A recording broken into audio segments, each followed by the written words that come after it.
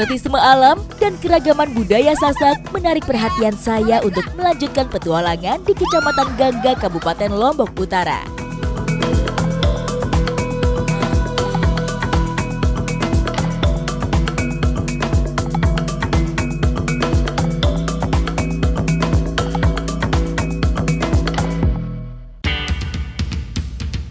Masyarakat Sasak di Desa Rempe terbiasa melepas liarkan sapi ternak. Dengan cara ini, mereka percaya sapi akan lebih sehat dan lincah. Tidak perlu khawatir dengan serangan predator, karena sapi bisa melihat hampir 300 derajat. Dengan begitu, mereka dapat dengan sigap menghindari ancaman bahaya. Sapi sering dikaitkan dengan berbagai makna kehidupan sosial, seperti simbol kemakmuran, kekuatan, dan keharmonisan dengan alam. Sekarang kita waktunya ganti tali senaknya ya, Pak. Oke. Kita bawa ke sana. Mamalia berukuran besar ini mempunyai kedekatan emosi dengan pemiliknya. Mereka bisa mengenali bau dan juga kode tertentu yang biasa digunakan sebagai simbol komunikasi mereka. Tali senoknya ini harus diganti secara berkala. Jadi kalau sapinya semakin besar, itu tali senoknya harus diganti. Tali ini bisa memberi kontrol lebih kepada sapi yang sulit dikendalikan, terutama saat membawa sapi menuju ke tempat-tempat yang peternak inginkan. Tali senok adalah kerajinan yang masih digunakan sejak nenek moyang masyarakat Sasak, yang memiliki banyak manfaatnya. Salah satunya untuk tali sapi.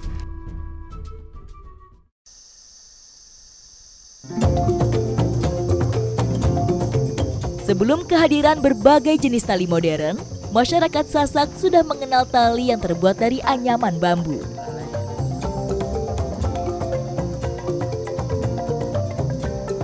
Bambu jenis treng atau bambu apus dipilih karena dikenal mempunyai kekuatan dan kelenturan pada batangnya.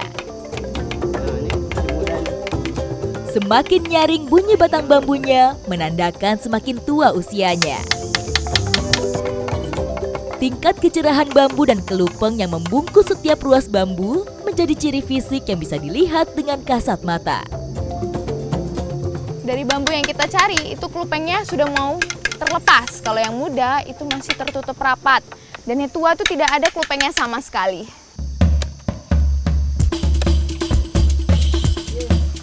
Pak! Untuk memotong bambu ini ternyata kita harus berhati-hati. Karena terdapat bulu-bulu kecil yang tajam yang bisa menempel di tangan.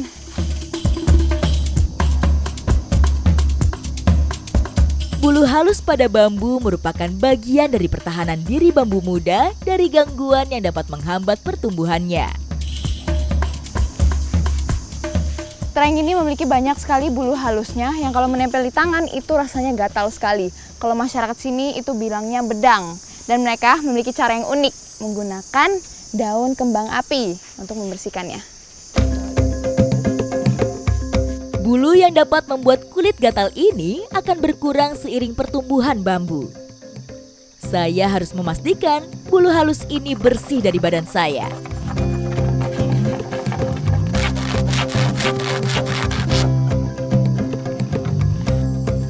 Bahan baku sudah di tangan. Sekarang saya mau melihat keahlian masyarakat Sasak untuk membuat tali.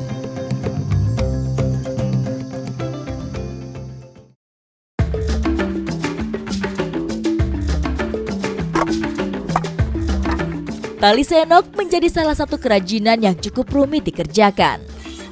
Mengeres lapisan kulit bambu yang keras bukan perkara mudah.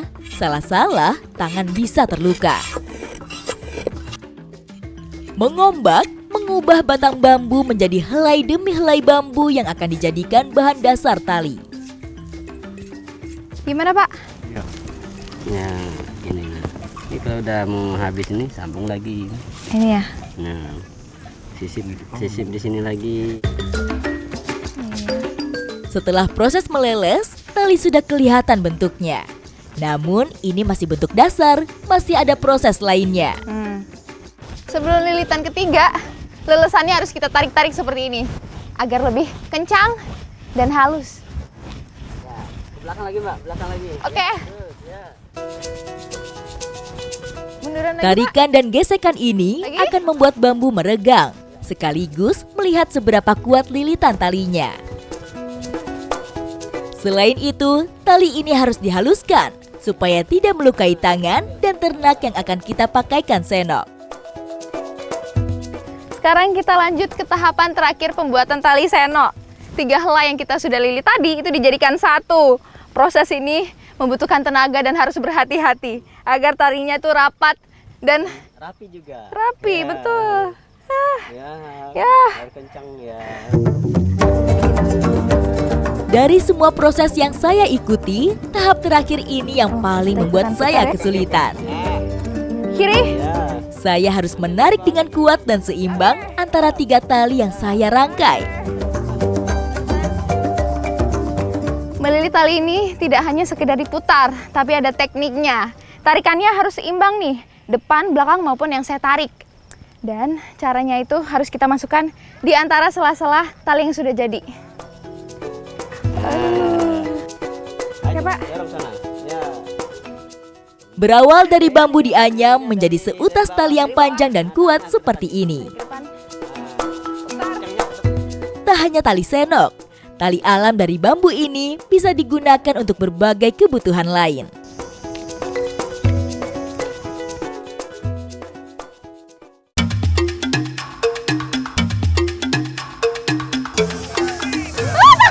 Oke ya, semoga bisa.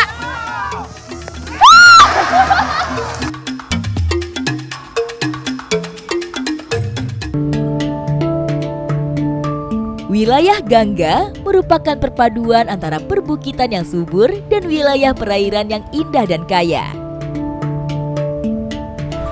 Saat sobat seperti ini, masyarakat pesisir memanfaatkan momen mencari biota laut untuk dikonsumsi. Nah, saat ini waktunya pas banget nih untuk saya ikut mencari biota lautnya.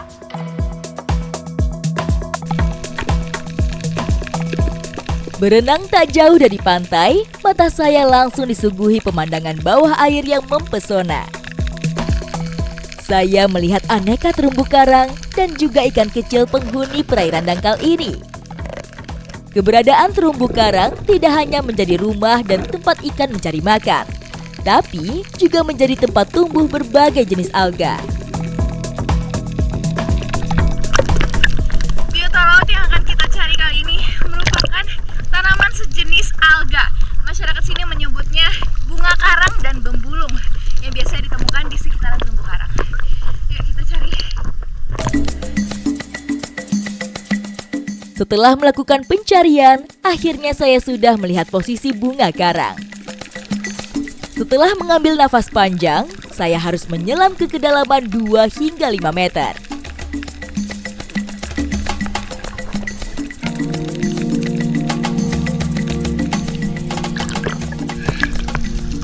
Nah ini dia bunga karangnya.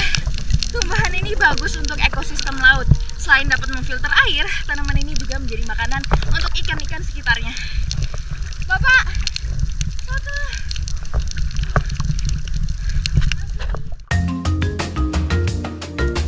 Bunga karang merupakan jenis alga coklat yang tumbuh di sekitar perairan pasang surut.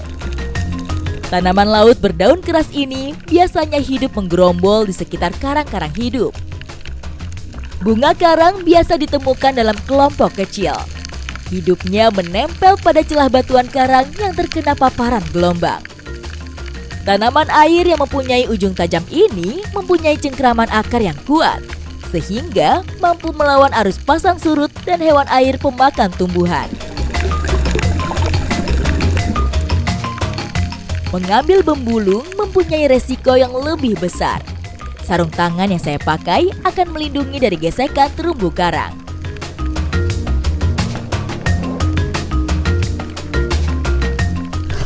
Nah ini perbedaan bunga karang dan bembulungnya. Kalau bunga karangnya itu memiliki batang seperti ini, kalau bembulung itu pipih menempel di terumbu karang. Wilayah perairan ini dihuni oleh berbagai jenis biota laut. Selain terumbu karang dan ikan-ikan yang cantik, saya juga harus berhati-hati dengan biota laut seperti ubur-ubur. Warnanya yang transparan kadang membuat kita tidak menyadari keberadaannya.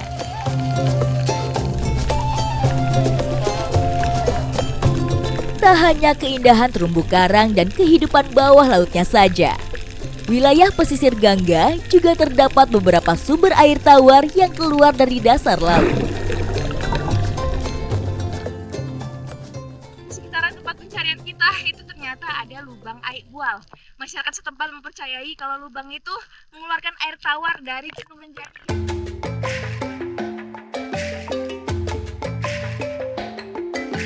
Beraktivitas di bawah air memang cukup menguras tenaga.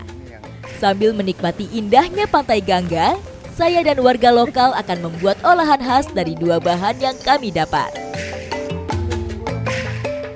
Karena tekstur bunga karangnya ini keras, jadi kita perlu rebus terlebih dahulu agar lebih lunak dan bersih dari kotoran. Kedua jenis alga ini mempunyai kadar garam yang cukup tinggi. Perebusan ini juga akan membantu mengurangi kadar garamnya. Ini warna airnya sudah mulai berubah, itu artinya bunga karangnya sudah mulai bersih. Jadi kotorannya sudah terpisah dari bunga karangnya. Udah bisa diangkat ya, Pak? Udah.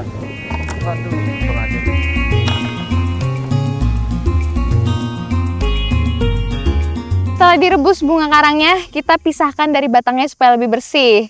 Setelah itu, kita cuci lagi. Bunga karang dan bembulung ini bisa diolah menjadi berbagai jenis makanan. Kalau masyarakat pesisir Gangga biasa mengolahnya menjadi campuran pelecing khas Lombok ini. Mai ya. Mati. Ayo kita campur dulu dengan perasan jeruk. Bagi masyarakat pesisir Gangga, kedua jenis alga ini bisa menjadi bahan makanan alternatif yang sudah mereka kenal sejak dulu. Memakan pelecing kayaknya kurang sedap kalau kita tidak campur dengan kerupuk atau opak-opak khas Lombok Utara. Bunga karang dan bembulung memang tidak sefamiliar rumput laut.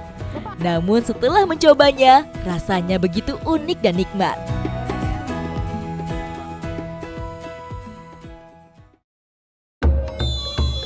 Bung Doli sudah menimbang lebih lepas saja dia Aldi Tahir di sana. Masih Raka Lawe, acak-acak dia sikit saja Raka Lawe. Riuh penonton sudah memenuhi arena. Tandanya perlombaan gasing akan segera dimulai. Di Dusun Papa, Kecamatan Gangga, terdapat permainan tradisional yang sudah menjadi bagian dari masyarakat suku Sasak, yaitu gangsing.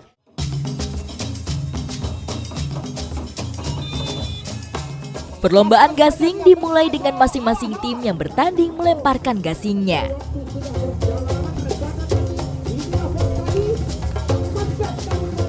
Jadi permainan ini menggunakan gangsing ceper, perpaduan antara besi dan kayu. Walaupun dari luarnya itu kelihatan hanya kayu, tapi bagian dalamnya ada besinya nih. Dan ini resiko dari permainan tadi. Walaupun rusak kayak gini, itu masih bisa diperbaiki. Lepaskan saja dia Bung Ajo, awas. Suasana semakin riuh saat gasing 1 lawan 1. Sekilas, gasing terlihat mirip saat berputar di lapangan. Juri akan memberi tanda berupa bendera merah dan putih. Akhirnya, tim merah berhasil memenangkan pertarungan 1 lawan 1.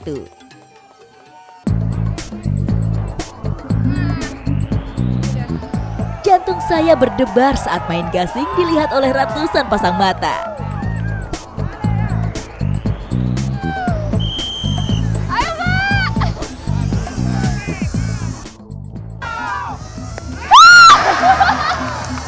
Gangsing saya gagal! Karena memang main gangsing ini nggak gampang. Ini harus pakai tenaga yang kuat.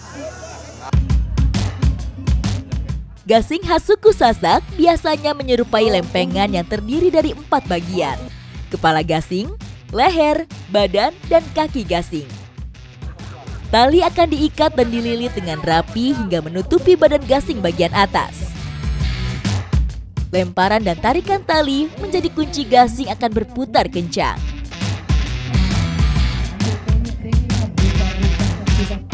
Dari tadi gangsing saya gagal nih. Karena ternyata ikatan pertamanya itu harus kuat. biar gangsingnya bisa berputar. Saya jadi malu nih, gangsing saya gagal terus. Selain belum familiar, bobot gasing jenis ini juga lumayan berat. Benar-benar menguras tenaga. Saya? Oke, saya coba ya. Yang ini nih, saya coba pukul yang itu. Wah! Walaupun nggak kena, tapi dia bisa berputar nih saya punya. Gasing menjadi permainan tradisional yang syarat makna dan nilai budaya. Tak hanya sekedar permainan, gasing dapat melatih masyarakat untuk bersosialisasi, kerjasama, dan kejujuran.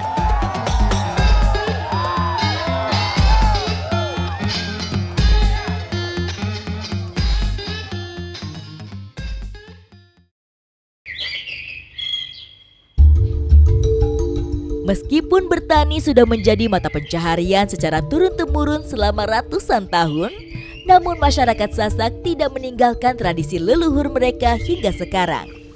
Salah satunya tradisi menanam binek atau menanam padi. Petani adalah mata pencaharian utama masyarakat Sasak di Desa Rempe. Dan tradisi menanam bine adalah tradisi yang wajib dilakukan oleh masyarakat Sasak. Nah, saat ini saya akan ikut nih melakukan proses menanam bine di Desa Rempe. Dalam tradisi ini dipimpin oleh tetua adat dengan perlengkapan yang komplit. Selain sirih pinang, terdapat besi dan benang yang ditancapkan ke sawah. Selain itu, ada ranting pohon 3 cabang yang ikut ditanam. Tradisi ini berisikan doa dengan pengharapan padi akan tumbuh subur bebas dari hama dan panen akan melimpah.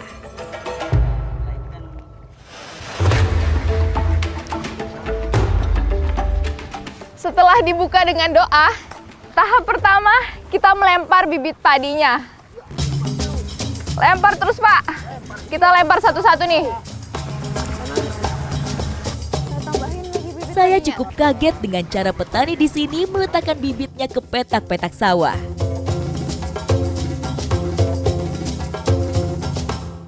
Karena lahannya cukup luas, masyarakat sini biasa menyebarkan bibitnya dengan cara dilempar.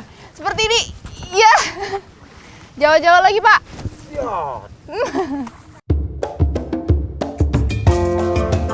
Dengan tipikal persawahan terasering, melempar bibit ke tiap petak sawah akan mempermudah pekerjaan petani. Untuk menanam padi ini harus diberikan jarak dan masyarakat sini itu sudah biasa dan nggak perlu memerlukan alat. Jarak tanam yang cukup akan membuat bibit padi tumbuh dengan baik dan maksimal menyerap makanan dari dalam tanah. Untuk menanam ini lumayan pegal, karena kita nggak boleh jongkok ya, Pak.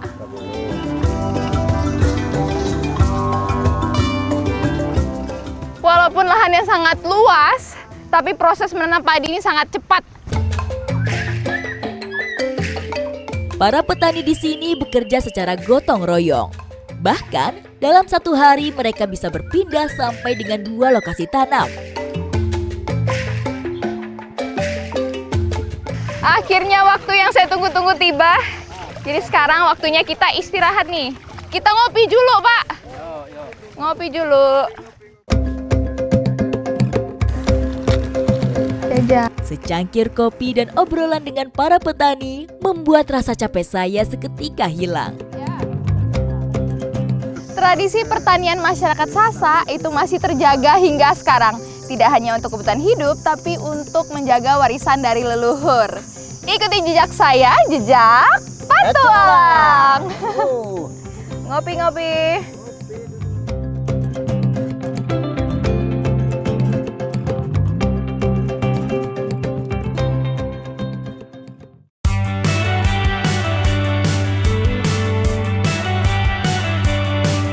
Selama ratusan tahun, tradisi warisan leluhur tetap dipertahankan di tengah keseharian masyarakat Sasak di Kecamatan Gangga, Lombok Utara.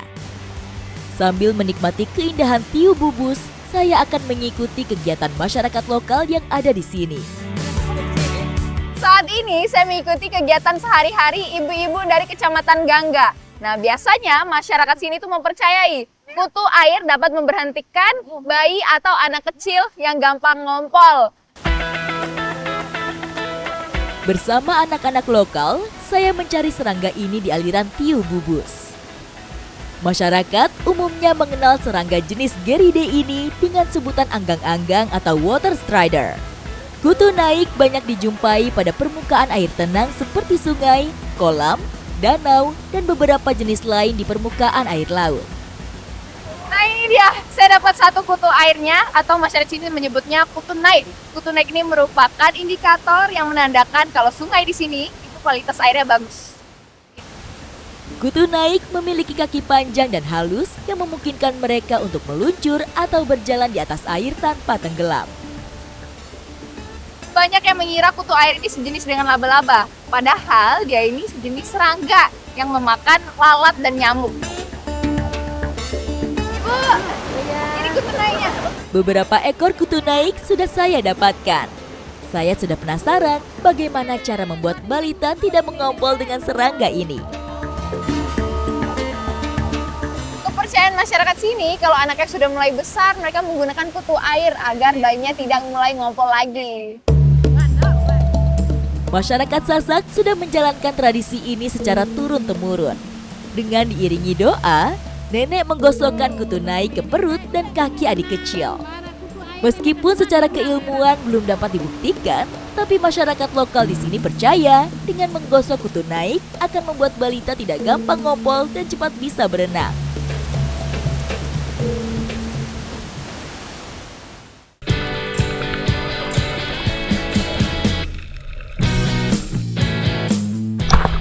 Memegang udang mantis ini kita perlu berhati-hati karena di bagian kanan, kiri, dan bagian belakangnya itu sangat tajam. Konawe menjadi salah satu daerah penghasil udang mantis di Sulawesi Tenggara. Hasil tangkapan nelayan setempat ini banyak dikirimkan ke luar pulau hingga mancanegara. Udang mantis memiliki nilai ekspor yang tinggi di Sulawesi Tenggara. Dan sekarang saya bersama nelayan-nelayan dari Desa Lepe untuk mencari udang mantisnya nih. Ikuti jejak saya, jejak petualang.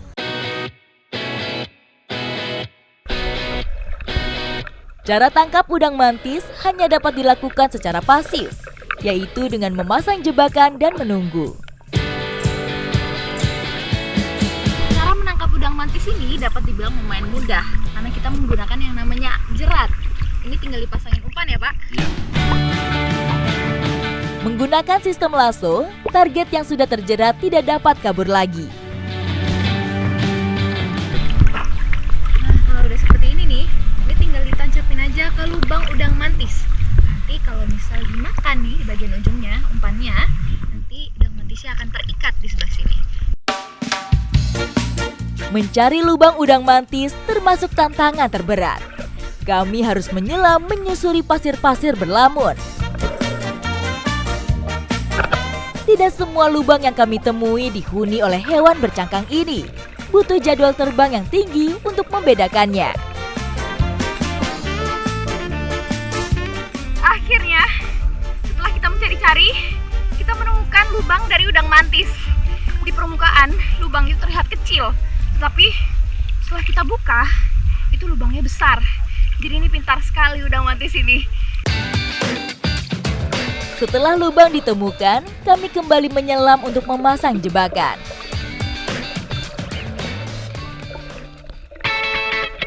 Umpan berupa potongan ikan akan memancing udang keluar dari persembunyiannya.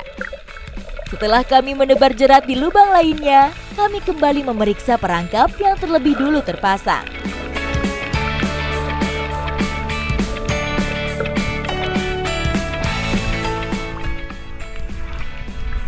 Akhirnya, saya senang sekali bisa mendapatkan satu udang mantis. Meski telah terikat, udang ini masih bersifat agresif sebagai bentuk perlindungan diri. Memegang udang mantis ini kita perlu berhati-hati karena di bagian kanan, kiri, dan bagian belakangnya itu sangat tajam. Apalagi ini nih, paling bahaya. Di bagian depan itu seperti pisau. Tidak hanya dapat menyobek kulit, kaki yang menyerupai pecut ini juga dapat memecahkan karang. Tangkapan pertama ini kami simpan dan kami kembali mengambil perangkap lainnya.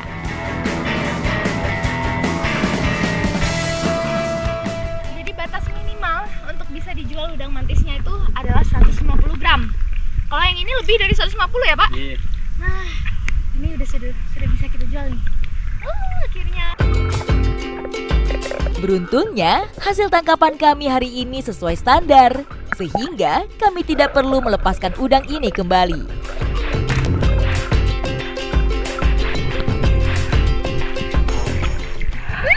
Kita dapat nih Pak, dapat lagi. Akhirnya. Udang yang telah ditangkap perlu dimasukkan ke dalam wadah terlebih dahulu. Menjual udang mantis ini harus dalam kondisi hidup. Jadi kita perlu masukkan dulu ke botol, karena kalau disatukan, udang mantisnya bisa saling menyerang. Memasukkan udang ini ke dalam botol harus dilakukan secara hati-hati. Nah, kita sudah dapat 5 nih. Biasanya para nelayan tuh kalau sudah menangkap udang mantis ini langsung dibawa ke pengepul untuk dijual.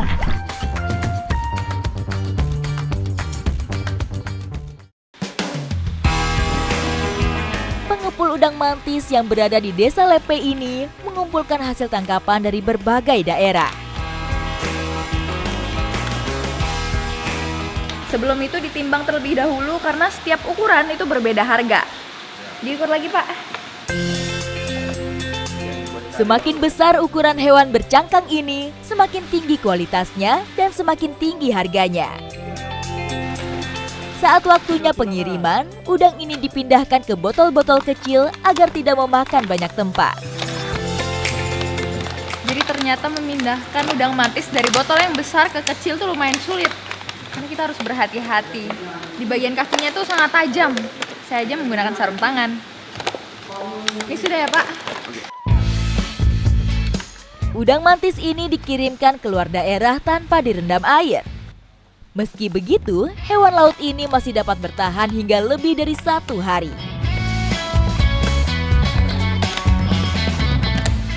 Untuk pengiriman itu biasa sampai 8 box. Dikirim ke Jakarta, setelah itu diekspor ke Taiwan. Wow.